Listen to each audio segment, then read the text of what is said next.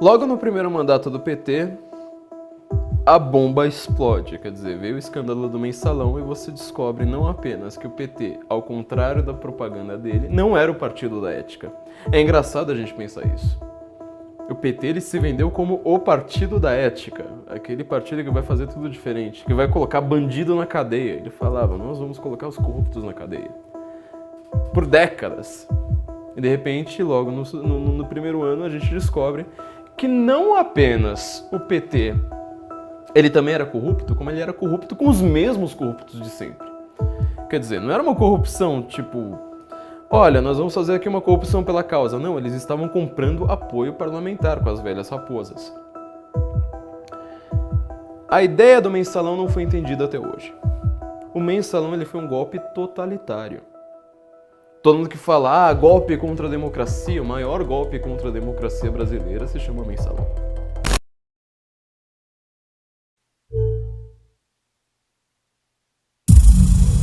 A esperança venceu o medo. Ninguém nunca mais ouve duvidar da classe trabalhadora.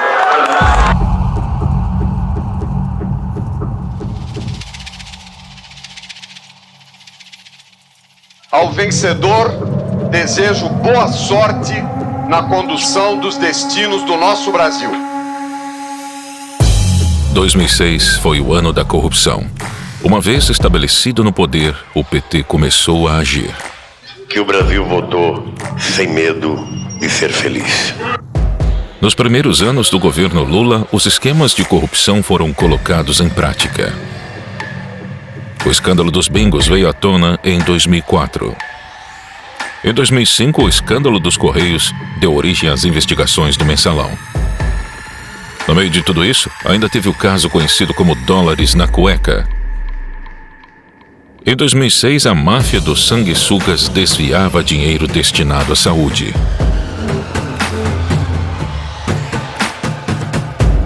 E durante o período eleitoral, o escândalo do dossiê que poderia colocar em risco a reeleição de Lula também estourou.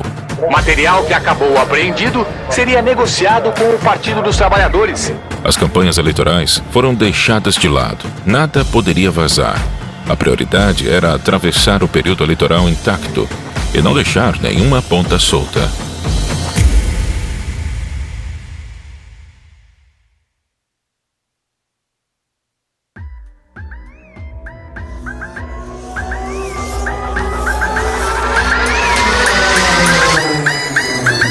Prometo manter, defender e cumprir a Constituição. Observar as leis. Promover o bem geral. E sustentar a integridade e a independência do Brasil.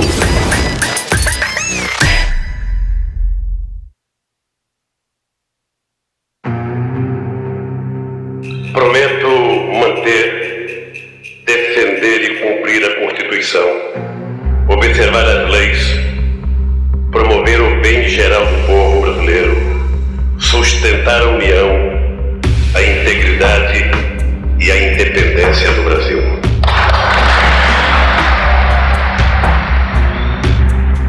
Com o PT no poder, a esperança do brasileiro era de mudança.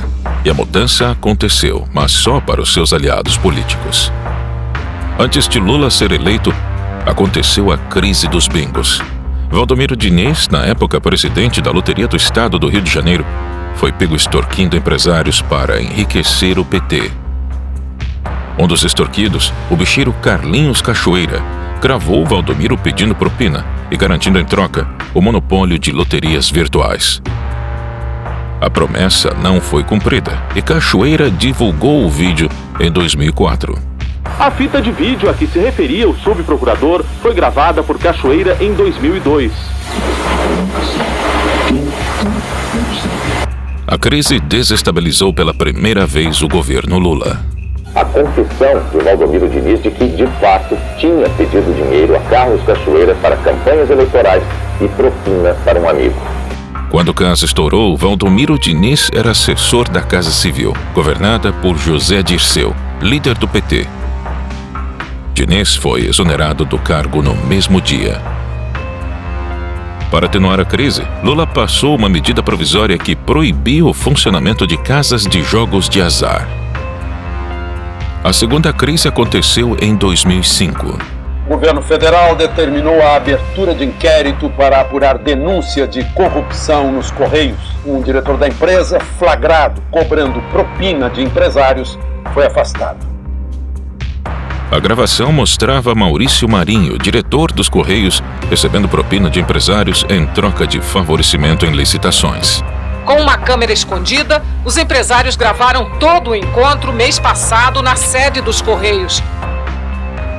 Na gravação, ele explicou o esquema de corrupção e afirmou que tinha autorização do então presidente do PTB, Roberto Jefferson, para realizar a fraude. Através da assessoria, Roberto Jefferson informou que o partido repudia a acusação de que o PTB tenha esquema de arrecadação no serviço público.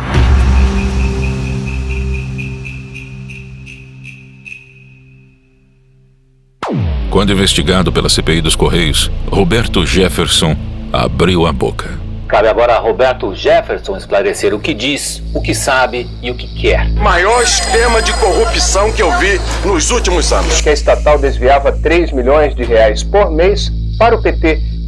O mensalão foi exposto. Jefferson afirmou que as estatais foram a fonte de dinheiro do mensalão. Licitações, cargos e indicações impulsionaram o esquema de corrupção. Quais são as joias da coroa, digamos assim, da administração federal? Petrobras, Furnas, Eletrobras, os fundos de pensão. Roberto Jefferson apareceu para depor. Chegou mostrando um hematoma no rosto, consequência de um acidente doméstico. Desconfie de quem não ouviu falar no mensalão. Ou se omite por medo de enfrentar o que eu estou enfrentando aqui, ou recebe.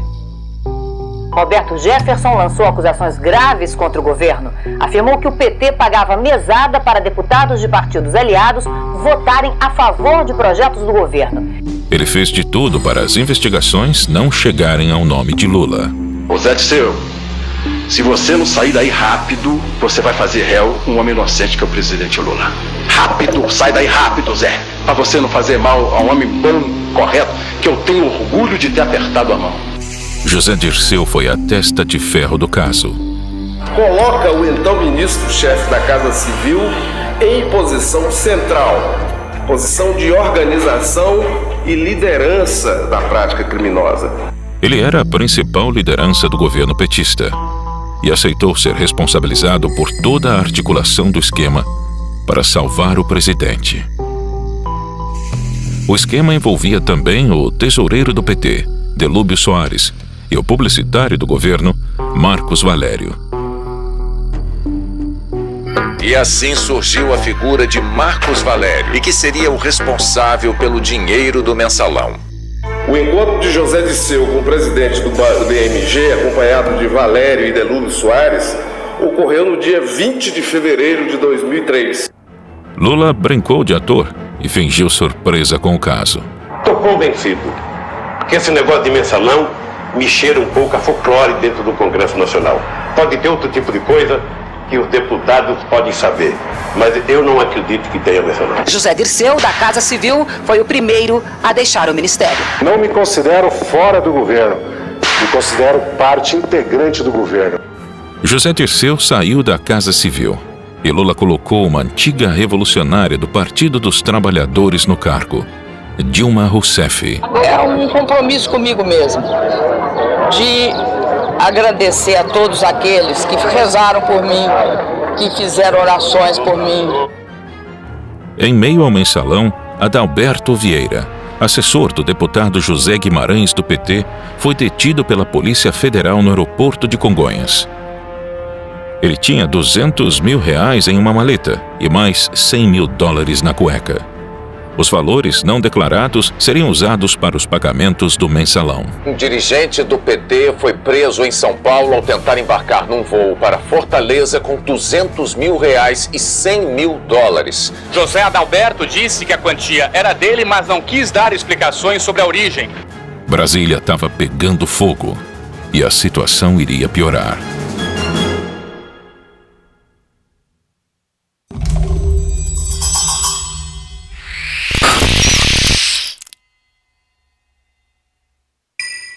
Operação Sanguessuga foram cumpridos 46 mandados de prisão contra políticos e assessores. A acusação era desvio de verbas do orçamento da União por meio da compra superfaturada de ambulâncias por prefeituras. Em maio de 2006, a Polícia Federal iniciou a Operação Sanguessuga. Deputados federais de vários partidos foram denunciados por ganhar dinheiro com superfaturamento de ambulâncias. Segundo a Polícia Federal, a movimentação financeira total seria de cerca de 110 milhões de reais. Além dos deputados, o esquema de corrupção envolvia órgãos do governo federal, prefeituras e empresas privadas. A comissão investigou 87 deputados e 3 senadores e pediu o indiciamento de 72 parlamentares, mas nenhum foi cassado. A máfia dos sanguessugas teve início na gestão do ministro da Saúde da época, José Serra, e continuaram durante a presidência de Lula. No meio de todos esses escândalos, as campanhas iniciaram.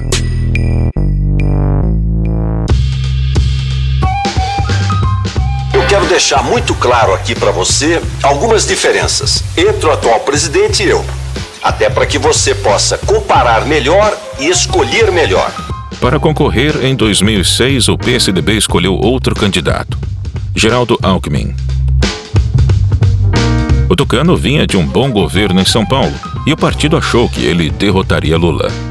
Alckmin defendeu a redução de impostos e o clássico clichê dos políticos, o choque de gestão. O atual presidente é o do imposto cada vez mais alto. Eu quero ser o presidente do imposto cada vez mais baixo.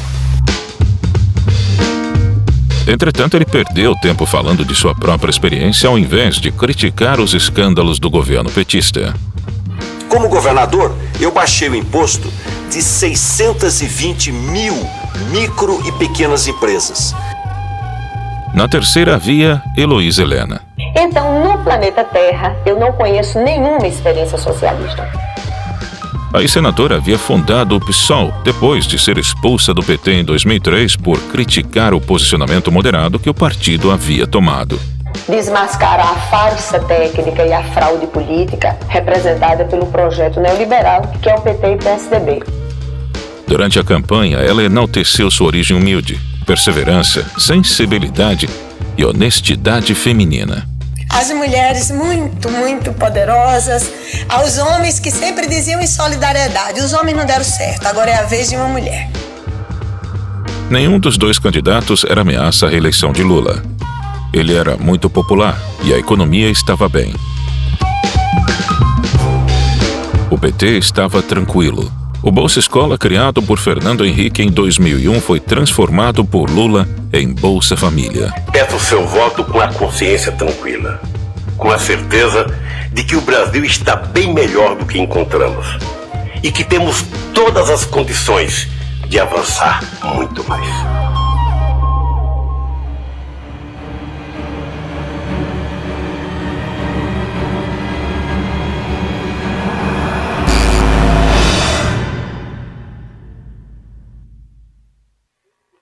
Em Cuiabá, a Polícia Federal abriu inquérito sobre a origem do dinheiro encontrado com Gedimar Pereira Passos e Valdebran Padilha. Os dois devem ser transferidos de São Paulo para Cuiabá ainda esta noite. Devem depor a Polícia Federal e ao Ministério Público Federal. Faltando um mês para o primeiro turno, outro escândalo surgiu. Os petistas Valdebran Padilha e Gedimar Pereira foram presos com R$1.700.000 no Hotel Ibis, em São Paulo. Valdebran Padilha se hospedou neste hotel na quarta-feira da semana passada. Ele revelou à Polícia Federal que naquele mesmo dia recebeu de Gedimar Passos o total de R$1 milhão. O restante do dinheiro só seria entregue depois que o dossiê chegasse a São Paulo. O pagamento estava combinado para sexta-feira até a hora do almoço e o negócio seria fechado no quarto do hotel. A dupla ia usar o dinheiro para comprar um dossiê que comprovaria o envolvimento de Serra e Alckmin com a máfia dos sanguessugas. As imagens mostram o então ministro da Saúde, José Serra, numa solenidade pública de entregas de ambulância. O material que acabou apreendido seria negociado com o Partido dos Trabalhadores. Quer dizer, de onde veio esse dinheiro? Quem são as pessoas? Qual era o propósito porque isso está contra as regras da normalidade do jogo democrático. O dossiê seria entregue em São Paulo para Valdebran Padilha, filiado ao PT e arrecadador de campanha em Mato Grosso. A missão de Valdebran era se certificar da existência do dinheiro que pagaria as informações de Vedoim. Em declaração à Polícia Federal, Gedimar afirmou que tinha sido contratado pelo assessor pessoal de Lula, Freud Godoy. Na Secretaria Particular da Presidência da República, em Brasília, trabalham Freud Godoy, que, como disse Gedimar no depoimento, tem uma empresa de segurança. Freud é filiado ao PT desde 89, trabalhou em todas as campanhas do presidente Lula e hoje é assessor especial da Presidência da República, lotado na Secretaria Particular da Presidência. Ele tem uma sala no Palácio do Planalto, no mesmo andar do gabinete de Lula. Lula não participava dos debates, não dava entrevistas e não dava explicações sobre o dossiê fora do horário eleitoral gratuito. Cristóvão Buarque perguntou a Lula, ainda que ele não estivesse no debate, como ficaria a situação do presidente caso algo fosse descoberto sobre a participação dele no dossiê. O presidente Lula preferiu trocar o debate que você acabou de ver aí por um último comício. Foi em São Bernardo do Campo, no ABC Paulista, onde ele começou na vida política. A praça que foi escolhida para o último comício antes das eleições é reduto dos sindicalistas no ABC. Mesmo mergulhado em escândalos, Lula foi o mais votado no primeiro turno. Os votos apurados até agora também indicam segundo turno entre Lula e Geraldo Alckmin. Vamos aos números da apuração já bastante adiantada. Até agora foram apuradas 73,76% das urnas em todo o Brasil e Luiz Inácio Lula da Silva aparece em primeiro lugar com 49,31% dos votos válidos. Em segundo lugar, Geraldo Alckmin, do PSDB, com 40,91% dos votos válidos.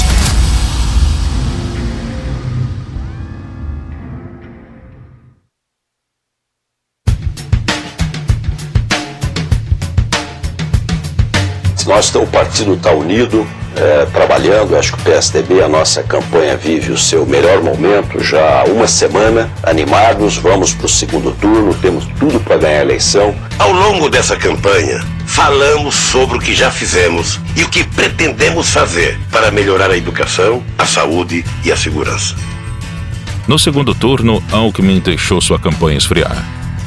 Apesar de melhorar suas propostas, criticou Lula de maneira fraca e defensiva. Era como se ele estivesse entregando a vitória ao petista. O Brasil está parado na área de energia. Nós não tivemos investimentos em geração de energia. O Alckmin parece que não estudou bem esse assunto. O nosso governo produziu 13 mil megawatts. Nós vamos ter problema sério em 2009 pela inoperância do governo. O teu assessor poderia ter dado para você uma manchete da Folha de São Paulo. Nós terminamos a BR-116, nós terminamos a BR-381. O mundo do candidato Lula é o mundo virtual. Ele anda de aerolula. Lula foi mais eficaz. Mesmo com queda nas intenções de voto, ele reagiu buscando mais apoio político, ocupando mais espaço na mídia e atacando Alckmin e o PSDB.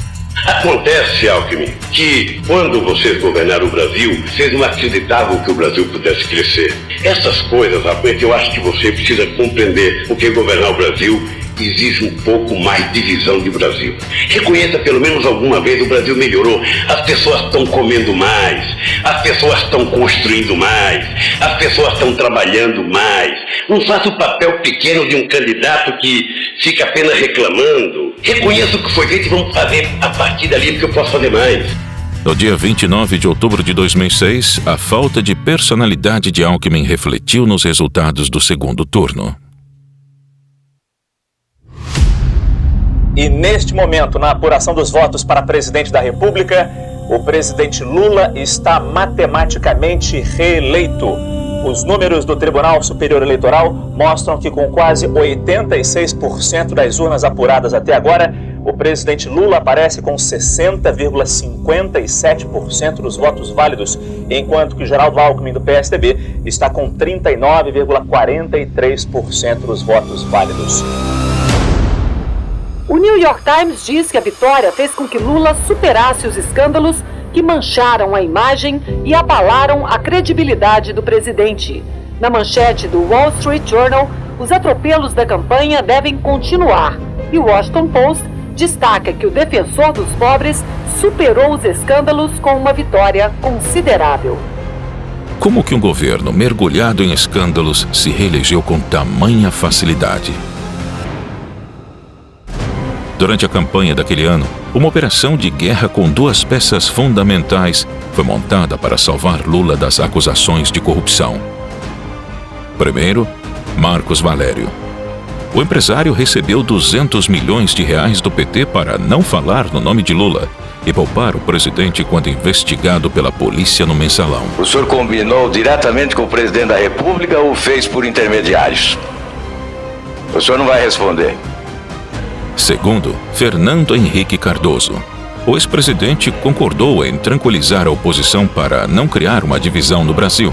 Os tucanos aceitaram a ordem de FHC e a ideia de derrubar o PT do governo definhou.